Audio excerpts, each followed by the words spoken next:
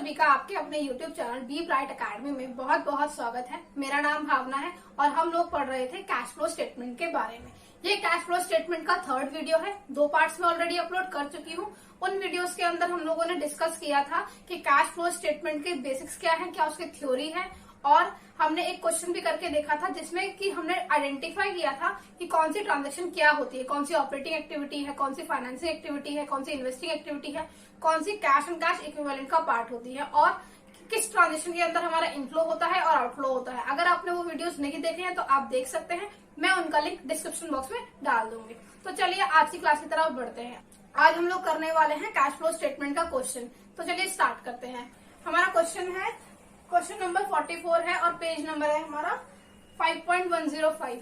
अब पहले मैं हमेशा बताती हूँ आपको कि आपको पहले फॉर्मेट बना लेना चाहिए अच्छे से, ताकि प्रेजेंटेशन थोड़ा अच्छा बना रहे। तो पहले मैं फॉर्मेट बना लेती हूँ, फिर हम लोग स्टार्ट करते हैं। फॉर्मेट मैंने बना लिया है। सबसे पहले हमने लिखना है कि आप किसकी बुक में बना रहे हैं। यहाँ पे अग्रवाल लिमिटेड कंपनी का नाम दिया हुआ था तो मैंने उसको लिखा है। उसके बाद आप क्या बना रहे हो, हम कैश फ्लो स्टेटमेंट बना रहे हैं और किस पीरियड की बना रहे हो, किस साल की बना रहे हो।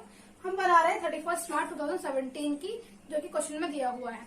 अब कैश फ्लो का परफॉर्मा आप देख लीजिए। आपको पहले ऑपरेटिंग एक्टिविटी लिखना होता है, फिर इन्वेस्टिंग और फाइनेंसिंग। अब ऑपरेटिंग एक्टिविटी के लिए मैंने ज्यादा स्पेस इसलिए छोड़ा है क्योंकि ऑपरेटिंग एक्टिविटी का में ट्रांजेक्शन थोड़ी ज्यादा होती है, उसमें स्पेस थोड़ा ज्यादा चाहिए होता है, और फाइनेंसिंग एक्टिविटी और इन्वेस्टिंग एक्टिविटी के अंदर ज्यादा नहीं चाहिए होता है, तो उसमें कम स्पेस में काम चल जाता है। अब आप इतना देखिए कि जब भी आप कैश फ्लो के क्वेश्चन को करते हो तो पूरे साल में आपने जितने भी ट्रांजेक्शन को किया है, उन सारे ट्रांजेक्शन को करने के बाद में आपका जो बैलेंस होना चाहिए वो मैच होना चाहिए। अब किससे मैच होना चाहिए, देखिए आपको बैलेंस शीट गिवन होगी। उस बैलेंस शीट के अंदर आपको दिया होगा कि हमारा साल के स्टार्टिंग में बैलेंस कितना था, साल के एंड में कितना बैलेंस था, तो वो आप लिखोगे। और उन दोनों को जो नेट डिफरेंस होगा वो किसकी वजह से होगा, इन तीनों एक्टिविटीज की वजह से ही तो होगा। तो ये आपका मैच करना चाहिए। अब सबसे पहले मैं वही लिख लेती हूँ। तो देखिए आपको इस क्वेश्चन में गिवन है कैश एंड कैश इक्विवेलेंट का बैलेंस आपको दिया है 59,000 एंड 33,000। 59,000 आपका ओपनिंग बैलेंस है, 33,000 आपका क्लोजिंग बैलेंस है। तो 59,000 हमने यहाँ पे लिख दिया ओपनिंग और 33,000 हमने लिख दिया क्लोजिंग बैलेंस।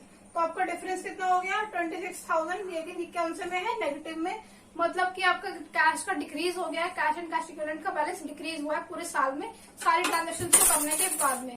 कैश फ्लो का क्वेश्चन करते टाइम आप सबसे पहले ये जरूर देख लीजिएगा कि आपको साल जो है वो किस कॉलम में दिए हुए। कभी कभी ऐसा होता है कि आपको साल आगे पीछे दे देते हैं ताकि आप क्वेश्चन को गलत कर दो। आप पूरा क्वेश्चन कर लोगे लेकिन सारे आपके साइन नेगेटिव का पॉजिटिव हो जाएगा, पॉजिटिव का नेगेटिव हो जाएगा। क्यों? क्योंकि आपने स्टार्टिंग में साल को देखा ही, ये हमारा करंट ईयर है, ये हमारा प्रीवियस ईयर है। तो इस चीज का बहुत अच्छे से ध्यान रखिएगा। अब हम लोगों को क्वेश्चन करना स्टार्ट करना है। अब हम कहाँ से स्टार्ट करें, ये तो हमने देख लिया कि मेनली हमारे को क्या क्या करना है। अब स्टार्ट कहाँ से करें, आप कहीं से भी स्टार्ट कर सकते हैं। अभी ये वाला जो हम क्वेश्चन कर रहे हैं इसमें एडजस्टमेंट नहीं है, सिर्फ बेसिक्स है, तो इसको आपको कहीं से भी स्टार्ट करने में कोई प्रॉब्लम होगी नहीं। हम लोग स्टार्ट कर रहे हैं नोट्स टू अकाउंट्स से।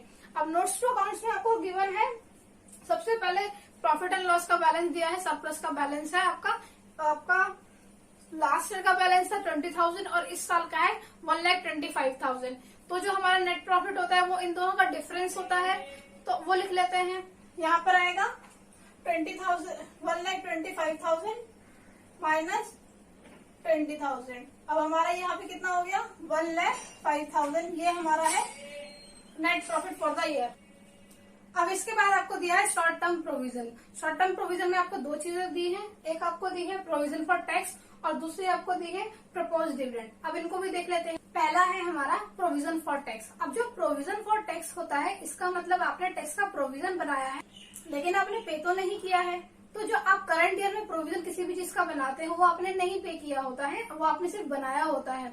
लेकिन जो लास्ट ईयर का बना चुके होते हैं वो आप पे कर चुके होते हैं। तो इसको हम ट्रीट कैसे करेंगे कैश फ्लो स्टेटमेंट में। पहले हम इसका एक पार्ट देख रहे हैं करंट ईयर वाला, प्रीवियस ईयर वाला हम थोड़ी देर बाद देखेंगे। अब करंट ईयर में आपने बनाया है प्रोविजन फॉर टैक्स 15,000 का, मतलब आपने टैक्स मेड किया है।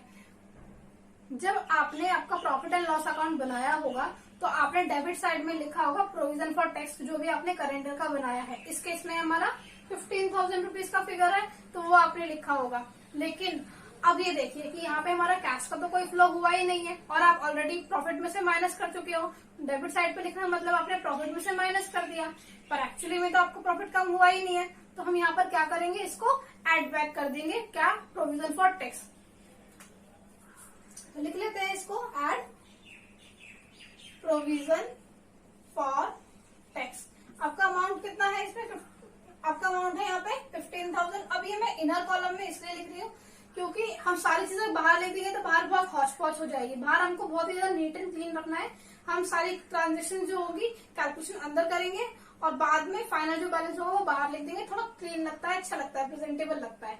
अब है हमारा प्रपोज डिविडेंड। अब जो प्रपोज डिविडेंड है सेम वही चीज कि आपने प्रपोज किया है, मतलब कंपनी ने बोला है कि हम अपने शेयर होल्डर्स को डिविडेंड देंगे। दिया तो नहीं है ना। जब दिया ही नहीं है तो आपका कैश फ्लो तो हुआ नहीं। लेकिन जब आपने प्रॉफिट एंड लॉस अकाउंट बनाया होगा तो उसको डेबिट साइड में लिखा होगा। डेबिट साइड में लिखने का मतलब आपने प्रॉफिट में से माइनस कर दिया होगा। प्रॉफिट में से माइनस कर दिया, लेकिन एक्चुअली में कैश फ्लो हुआ नहीं। इसीलिए कैश फ्लो स्टेटमेंट बनाते टाइम हम उसको क्या करेंगे, एड बैक कर देंगे। तो ऐड कर लेते हैं, यहाँ आ जाएगा प्रपोज्ड डिविडेंड। अब ये हमारा करेंट ईयर का बैलेंस होगा और इसका फिगर है हमारा 28,000 रुपीज का। इसके बाद आपको फिक्स्ड एसेट का बैलेंस गिवन है जिसमें टेंजिबल एसेट है और इसका लास्ट का बैलेंस है हमारा 2,20,000 और इस साल का है 3,75,000। अब इसका मतलब क्या हुआ कि आपकी जो एसेट है वो बढ़ गई होंगी। अगर एसेट बढ़ती है तो आपने परचेज की होंगी और एसेट का सेल और परचेज हमारा किस में आता है, इन्वेस्टिंग एक्टिविटी के अंदर। तो इसको हम लिख लेते हैं परचेज ऑफ फिक्स्ड एसेट।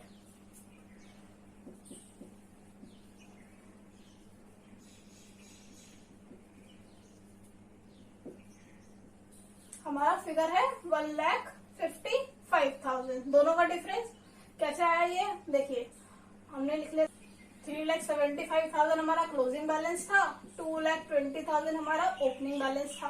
तो हमारा कितना बच गया, 1,55,000 बच गया। अब आपको इसमें दिया है डेप्रिसिएशन का बैलेंस भी। अब डेप्रिसिएशन का बैलेंस देखिए, डेप्रिसिएशन क्या होता है पहले इसको समझने की कोशिश करते हैं। आपने 11th क्लास में भी पढ़ा होगा, आप कोई भी एसेट खरीदते हो तो वो एक पीरियड के लिए चलती है, 5 साल 10 साल 15 साल जो भी चीज है उसकी हर एक चीज की कोई लाइफ होती है। उसके बाद उसकी वैल्यू खत्म हो जाती है, वो यूजफुल नहीं रहती है हमारे लिए। उसके बाद हमें दूसरी भी खरीदनी पड़ेगी। जब आपकी एक चीज एसेट खत्म हो गई तो आपका काम करने के लिए आपको दूसरी एसेट तो चाहिए होगी ना सेम, तो इसलिए आपको वो खरीदनी पड़ती है। लेकिन जब वो एसेट की लाइफ खत्म हो जाएगी और एसेट की वैल्यू तो बहुत ज्यादा बढ़ जाएगी, 5 साल 10 साल बाद तो इन्फ्लेशन कितना बढ़ जाएगा, तो उसकी वैल्यू भी बहुत ज्यादा बढ़ जाएगी। तो इतने सारे पैसे एकदम से कंपनी नहीं इकट्ठा कर सकती है। तो इसलिए वो क्या करती है कि हर साल अपने प्रॉफिट में से थोड़े थोड़े पैसे अलग रखती रहती है।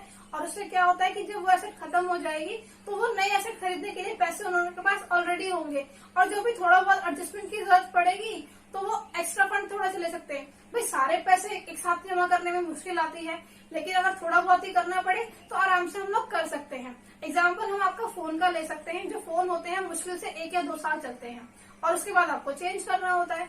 अब भाई देखिए 10 से 15,000 के ही फोन की बात करें हम, तो वो कितने, तो एकदम से 10 से 15,000 रुपए सब लोग नहीं अफोर्ड कर सकते। तो अगर आपको वो फोन लेना है तो आप क्या कर सकते हो, आप हर महीने थोड़े थोड़े पैसे जमा करते रहो और उसके बाद आपके पास अच्छा खासा फिगर हो जाएगा। तो आधे से ज्यादा पैसे तो आप खुद जमा कर लोगे, बाकी आप फिर देखिए आपके पेरेंट्स अगर दिला दे तो ये एक चीज होती है कि हमें पहले से अगर हम तैयारी करके चले किसी भी चीज की तो बाद में हमको दिक्कत नहीं आती है। फिर पेरेंट्स भी सोचते हैं हाँ भाई बच्चा होशियार हो गया, खुद से इतने जमा कर ले, चलो थोड़े बहुत तो मैं मिला के दे ही देता हूँ, ऐसे भी हो जाता है। आप लैपटॉप के लिए सेम एग्जांपल ले सकते हो। लैपटॉप भी कॉस्टली आते हैं, 20-25 से ज्यादा शुरू ही होते हैं, वो भी छोटे होंगे। तो अब अगर आपको अच्छा चाहिए तो आपको सबसे पैसे जमा करने पड़ेंगे। और भाई जब वो खराब हो जाएगा, लैपटॉप की लाइफ भी तो ज्यादा टाइम की नहीं होती है ना, तो वो भी तो कुछ टाइम बाद खराब हो जाएगा, तो उसको भी खरीदना पड़ेगा फिर आपको नया कुछ सालों बाद में। तो आप हर महीने थोड़े थोड़े पैसे जमा कीजिए, काफी सारे पैसे जमा हो जाएंगे। फिर जो भी थोड़ा मोड़ा कम पड़े आप अपना कहीं भी पार्ट टाइम जॉब कीजिए, आप थोड़ा बहुत जमा कर सकते हो, उसकी दिक्कत की बात नहीं होती है। तो मेन पॉइंट हमारा ये होता है कि इतना ज्यादा अमाउंट एक साथ में इकट्ठा करना मुश्किल हो जाता है। तो इसीलिए कंपनीज क्या करती हैं, डेप्रिसिएशन का कॉन्सेप्ट लेके आती हैं ताकि वो उसको अच्छे से कवर अप कर सके। अब यहाँ पे इसको कैसे यूज करना है देखिए, डेप्रिसिएशन में हमने क्या किया, कैश का फ्लो तो हुआ नहीं, लेकिन जब आप लोगों ने प्रॉफिट एंड लॉस अकाउंट बनाया होगा तो उसमें क्या किया होगा, डेबिट साइड पे लिख दिया होगा ये डेप्रिसिएशन का अमाउंट है। एक्चुअली में कैश फ्लो हुआ नहीं है, तो अब हम यहाँ करेंगे क्या, इसको एड बैक कर देंगे। तो यहाँ पर हम लिख लेते हैं ऐड करके डेप्रिसिएशन। अब फिगर हम जो लेंगे वो दोनों सालों का डिफरेंस होगा। अब लास्ट ईयर में हमको दिया था डेप्रिसिएशन का फिगर 36,000, इस साल दिया है 52,000, तो दोनों का डिफरेंस कितना हो गया 16,000 रुपए, तो वो लिख लेते हैं। डेप्रिसिएशन हमारा आया 16,000। अब इसके बाद हमको गिवन है डेटर्स। अब डेटर्स का जो बैलेंस है देखिए, लास्ट ईयर आपको 60,000 रुपए का दिया है और इस साल 51,000 का दे दिया। अब 60,000 और 51,000 में डिफरेंस कितना है 9,000 रुपीज का। लास्ट ईयर आपके पास डेटर्स थे 60,000 के, इस साल हो गए 51,000, मतलब कम हो गए। और ये कम हो गए इसका मतलब क्या कि आपने किसी को भी उधार पे सामान दिया होगा, उसने आपको पैसे वापस कर दिए। पैसे वापस कर दिए तो आपको कैश का फ्लो बढ़ गया, तो हम क्या करेंगे इसको प्लस कर देंगे। प्लस करके हम लिख देते हैं डेटर्स। अब आप चाहे तो लिख सकते हो कि आपका डिक्रीज इन डेटर्स है इसलिए यहाँ पे लिखा है, पर मैं सिर्फ डेटर्स लिख रही हूँ। और फिगर हमारा है 9,000 रुपीज का। इसके बाद हमको गिवन है बिल्स रिसीवेबल। पिछले साल हमको 15,000 रुपए दिए थे, इस साल नील बैलेंस है, जीरो बैलेंस है। इसका मतलब क्या हुआ कि जिन लोगों को भी आपने उधार सामान दिया होगा उन सबने आपके पैसे वापस कर दिए हैं, इसलिए उनका बैलेंस जीरो हो गया है। तो सबने पैसे वापस कर दिए, इट मीन्स आपको कैश का फ्लो बढ़ गया, और कैश का फ्लो बढ़ गया तो ये क्या हो गया हमारे लिए पॉजिटिव चीज हो गई। तो हम यहाँ पर ऐड कर देंगे बिल्स रिसीवेबल को। और ये दोनों ऑपरेटिंग एक्टिविटी का पार्ट है, ये मैं आपको पहले ही बता चुकी थी। लास्ट वीडियो में मैंने सारी चीजों को अच्छे से एक्सप्लेन किया था कि कौन सी ट्रांजेक्शन किसमें आएगी, क्यों आएगी। अगर आपने वो वीडियो नहीं देखा है तो आप जरूर देख लीजिएगा। अब बिल्स रिसीवेबल का फिगर है हमारा 15,000 रुपीज का। इसके बाद है हमारा प्रीपेड एक्सपेंसेस। 2,000 रुपीज के लास्ट ईयर थे, इस साल होगा नील बैलेंस, मतलब पिछले साल आपने जो भी प्रीपेड होगा इस साल खत्म हो गया है। अब ये देखिए, इसको यहाँ पे लिखने के दो पॉइंट ऑफ व्यू है। पहला पॉइंट ऑफ व्यू हमारा ये आता है क्योंकि ये एक करंट एसेट है और हमारे ऑपरेटिंग एक्टिविटी में आती है, तो ये क्या हो गया यहाँ पे डिक्रीज हुआ है, तो यहाँ पर प्लस में हम ऑपरेटिंग एक्टिविटी में उसको लिख देंगे कैश का फ्लो। और दूसरा पॉइंट ये होता है कि जो प्रीपेड एक्सपेंसेस होते हैं वो आपने लास्ट ईयर में ही दे दिए इस साल के, लेकिन आपने इस साल तो कोई खर्चा किया नहीं है, तो इस साल जब आपका खर्चा हुआ ही नहीं तो हम इसको दिखाएंगे भी नहीं, तो हम क्या करेंगे इसको एड बैक कर देते हैं। तो ये दोनों रीजन है। अब कोई भी आपको समझ में आता है, आप इतना ध्यान रखिए कि जो प्रीपेड एक्सपेंसेस है अगर उनका बैलेंस डिक्रीज हो रहा है, कम हो रहा है, इट मीन्स आपको उसको एड बैक करना है आपके ऑपरेटिंग एक्टिविटी के अंदर। तो यहाँ पे मैं ऐड कर देती हूँ प्रीपेड एक्सपेंसेस। हमारा फिगर है यहाँ पर 2,000 रुपीज का। अब देखिए हमारे नोट्स टू हैंड्स तो खत्म हो गए, अब हमारी बैलेंस शीट की बात आती है, तो हम बैलेंस शीट का भी एक एक आइटम लेते जाएंगे और उसको करते जाएंगे। अब पहला है हमारा शेयर कैपिटल। जो शेयर कैपिटल का बैलेंस हमको दिया है वो दोनों साल बराबर का दिया है, 2 लाख 2 लाख। अब जब कोई चेंज ही नहीं हुआ तो कैश फ्लो में भी कुछ नहीं हुआ होगा, हमने इसलिए नहीं लिखना है उसको। इसके बाद आया हमारा रिजर्व एंड सरप्लस, और रिजर्व एंड सरप्लस को हम ऑलरेडी ट्रीट कर चुके हैं। नेक्स्ट है हमारा loan, long term loan, mortgage loan आपको दिया है। अब मॉर्गेज लोन का आपको फिगर है लास्ट ईयर का 50,000, इस साल है 75,000। अब इसका मतलब क्या हुआ, बढ़ गया हमारा इस साल लोन का अमाउंट। लोन का अमाउंट बढ़ गया मतलब आपको पैसे मिल गए होंगे, आपने ले लिए हैं। और मॉर्गेज लोन कौन सी एक्टिविटी का पार्ट है हमारा, फाइनेंसिंग एक्टिविटी का, तो वो हम लोग लिख लेते हैं यहाँ पर मॉर्गेज लोन।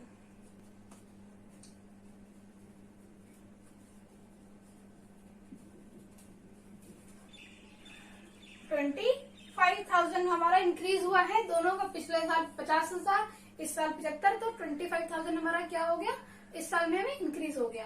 अब इसके बाद आपको दिया है ट्रेड पेबल्स।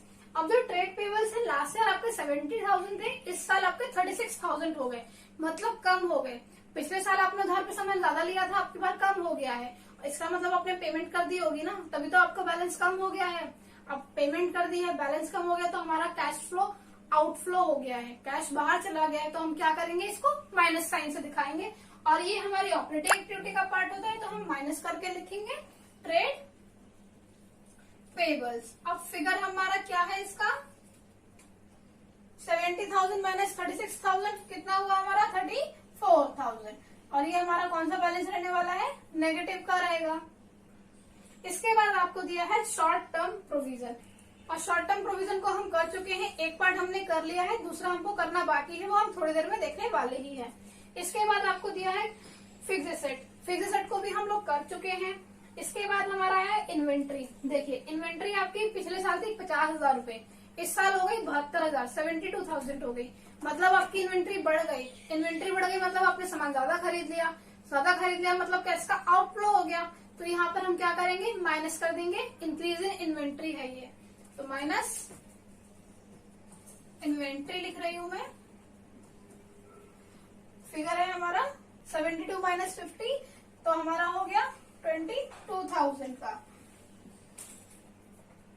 इसके बाद हमारा दिया है ट्रेड रिसीवेबल, वो हम ट्रीट कर चुके हैं। कैश इन कैश इक्विवेलेंट वो भी हम लोग लिख चुके हैं, और अदर करंट एसेट्स को भी हम लोग नोट डाउन कर चुके हैं। सारी एक्टिविटीज हो गई, रह गई सिर्फ 2 ट्रांजेक्शन। कौन सी रह गई हमारी, एक रह गई हमारी प्रोविजन फॉर टैक्स और एक हो गई प्रोपोज डिविडेंड। ये कैसे रह गई भाई, हमने हर जगह पे लिया है दोनों का डिफरेंस, लेकिन इसमें हमने डिफरेंस को नहीं लिया है। और अगर आपने डिफरेंस नहीं लिया तो हमें दोनों ट्रांजेक्शन कहीं ना कहीं तो पुट करनी पड़ेगी। तो वो कहाँ कहाँ करनी है देख लेते हैं। अब जो हमारा करंट ईयर का बैलेंस था वो तो आप नोट डाउन कर चुके हो, प्रीवियस ईयर का करना बाकी है, उसको भी कर लेते हैं। प्रीवियस ईयर में देखिए क्या हुआ, आपने कोई भी प्रोविजन बनाया होगा तो वो इस साल वो फुलफिल हो गया होगा, उसका पेमेंट वगैरह हो चुका होगा। तो ऐसे ही आपका पहला है प्रोविजन फॉर टैक्स, तो जो लास्ट में आपने प्रोविजन बनाया होगा वो इस साल आप पे कर चुके होंगे, इसीलिए हम उसको माइनस कर देंगे टैक्स पेड के नाम से। और टैक्स हमारा किस में आता है, ऑपरेटिंग एक्टिविटी में, तो यहाँ पर हम लिख लेते हैं माइनस टैक्स पेड। और हमारा लास्ट ईयर का कितना बैलेंस है प्रोविजन फॉर टैक्स का, 10,000 रुपीज, तो हम लोग उसको यहाँ पर लिख लेते हैं। ये हो गया हमारा। अब इसके बाद है हमारा प्रपोज डिविडेंड। प्रपोज डिविडेंड मतलब लास्ट ईयर कंपनी ने डिक्लेयर किया होगा, ये हमारा प्रपोज डिविडेंड रहेगा, हम इतना पैसे आपको देंगे। तो वो इस साल तक दे चुके होंगे, क्योंकि कंपनी की कुछ गाइडलाइन होती है, आपने जितना भी प्रपोज डिविडेंड डिक्लेयर किया है वो आप अंदर देना होता है। तो हम इसको किस में लिखने वाले हैं, फाइनेंसिंग एक्टिविटी में, क्योंकि जो डिविडेंड होता है वो हमारी फाइनेंसिंग एक्टिविटी के अंदर आता है। तो लिख लेते हैं उसको प्रपोज्ड डिविडेंड। अब यहाँ पर हम लिखने वाले हैं पेड, क्योंकि लास्ट ईयर का था। अब कितना था हमारा, 20,000 रुपीज का। अब हम लोगों ने सारी ट्रांजेक्शन्स को नोट डाउन कर लिया है, अब हमको सिर्फ कैलकुलेशन करना बाकी है, और कैलकुलेशन करके हमारा क्वेश्चन सॉल्व हो जाएगा। तो सबसे पहले मैं हमेशा क्या करती हूँ, मैं हमेशा इन्वेस्टिंग एक्टिविटी करती हूँ और फिर फाइनेंसिंग, क्योंकि ये दोनों बहुत छोटी होती हैं, जल्दी हो जाती हैं। उसके बाद हम लोग ऑपरेटिंग एक्टिविटी कर लेते हैं। तो स्टार्ट करते हैं। अब इसमें तो कुछ है ही नहीं, सिर्फ 1,55,000 है, तो वो इतना ही रहेगा, कोई प्लस माइनस करना ही नहीं पड़ा। अब यहाँ पे लिखेंगे हम cash used in investing activity, क्योंकि इतने पैसे, आपका नेगेटिव साइन है तो मतलब आपका कैश यूज हुआ होगा, और कौन सी एक्टिविटी में यूज हुआ है, इन्वेस्टिंग में, तो हमने इसका नाम लिख दिया। अब इसके बाद है हमारा फाइनेंसिंग। 25,000 माइनस 20,000 हमारा आया 5,000 रुपीज। अब 5,000 आपका फ्लो हुआ है, तो हम लिखेंगे cash inflow from financing activity 5,000 rupees. अब ये दोनों तो हो गए। अब इसके बाद हमारा क्या बच गया, ऑपरेटिंग एक्टिविटी, वो भी करके देखते हैं। अब देखिए यहाँ पे मैंने थोड़ा थोड़ा सा गैप दिया है, वो जानबूझ के दिया है, क्योंकि यहाँ पर हमको एक हेडिंग लिखनी है, और वो आप देखिए हर एक क्वेश्चन का एक फॉर्मेट है। आप अगर फॉर्मेट को फॉलो नहीं करोगे तो आपको मार्क्स मिलने में दिक्कत आएगी। तो बेहतर है कि आप फॉर्मेट को अच्छे से फॉलो कीजिए। आप पहले सारी चीजें लिख लीजिए, आपको आइडिया लग जाता है जब आप क्वेश्चंस करते रहते हो। उसके बाद में आप क्या कीजिए, गैप उस हिसाब से दे दीजिएगा, और आपको कैलकुलेशन करने में दिक्कत नहीं आएगी। 1-2 लाइन का हमेशा एक्स्ट्रा मार्जिन दीजिएगा, ताकि अगर कुछ छूट भी जाता है तो वो 1-2 लाइन में आप एडजस्ट कर सकते हो, और हॉच पॉच नहीं होगा, तो मतलब बेकार नहीं लगेगा आपका क्वेश्चन। तो अब कर लेते हैं। अब ये देखिए यहाँ पर हमको इन दोनों को ऐड करने के बाद आता है net profit before tax and extraordinary item, तो वो लिख लेते हैं net profit before tax and extraordinary item. अब पहले इन दोनों को प्लस कर लेते हैं, तो 43,000। अब इन दोनों को ऐड किया तो कितना आया, 1,48,000 आया। अब इसके बाद हमने डेप्रिसिएशन ऐड कर देना है, तो ये तो हमारा 16,000 यही रहेगा। तो इसको ऐड किया तो कितना आएगा हमारा, 1 1,64,000। और ये हमारा क्या है, operating profit before working capital changes, उसको लिख लेते हैं। Operating profit before working capital changes. अब वर्किंग कैपिटल होती है करंट एसेट और करंट लायबिलिटी, तो उसके बाद ये भी आएगी हमारी। अब जो पहले प्लस वाले सारे देख लेते हैं, ये हमारा कितना हुआ 26,000 और ये हमारा हो गया 56,000, पर ये माइनस का रहने वाला है। अब इन दोनों को करने के बाद हमारा क्या आएगा वो चेक कर लेते हैं। 30,000 आपको इसमें से माइनस करना हो गया, नेट इफेक्ट देखा जाए तो ये हो गया ये, और 10,000 यहाँ पर है, ये इसको भी लिख लेते हैं। तो हमारा आया 1,24,000। अब ये दोनों चीजें क्या हैं वो भी लिख लेते हैं। ये तो हमारा हो गया कैश जनरेटेड फ्रॉम ऑपरेशंस, तो लिख लेते हैं कैश जनरेटेड फ्रॉम ऑपरेशंस। और लास्ट में ये हमारा क्या है, कैश, ये पॉजिटिव फिगर है तो इसलिए हम लिखेंगे कैश इनफ्लो फ्रॉम, कौन सी एक्टिविटी है ये, ऑपरेटिंग। अब हमें क्या करना है, चेक करना पड़ेगा कि हमने सारी चीजें लिख दी है क्या। इन तीनों चीजों को, ऑपरेटिंग एक्टिविटी, इन्वेस्टिंग एक्टिविटी और फाइनेंसिंग एक्टिविटी को ऐड करने के बाद हमारा माइनस का 26,000 आ रहा है या नहीं। अगर आ रहा होगा तो ठीक होगा, नहीं आ रहा होगा तो हमारा क्वेश्चन गलत हो जाएगा। इतनी मेहनत करने के बाद क्वेश्चन गलत हो जाए तो बहुत दुख भी होता है। तो पहले एक बार चेक कर लेते हैं कि ठीक है भी या नहीं। ये है 1,24,000 और इन दोनों का डिफरेंस है हमारा माइनस का 1,50,000। तो माइनस का 1,50,000 प्लस का 1,24,000 कितना हो गया, माइनस का 26,000। इसका मतलब हमारा क्वेश्चन एकदम ठीक है। अब क्वेश्चन ठीक हो गया हमारा। आई होप आप लोगों को मैं ये क्वेश्चन समझाने में आपकी हेल्प कर पाई होंगी। अगर आपको ये वीडियो अच्छा लगा हो तो प्लीज इस वीडियो को लाइक कीजिएगा और मेरे चैनल को सब्सक्राइब कर दीजिएगा। अब मुझे कमेंट करके बताइएगा कि आपको कैसी लगी ये वीडियो और इसमें क्या क्या और चेंजेस की जरूरत है। थैंक यू सो मच मेरी वीडियो को देखने के लिए और प्लीज इसे लाइक जरूर कीजिएगा क्योंकि इससे मुझे मोटिवेशन मिलता है ताकि मैं आपके लिए और ऐसी अच्छी अच्छी वीडियोस बना पाऊँ। थैंक यू सो मच मेरी वीडियो को देखने के लिए।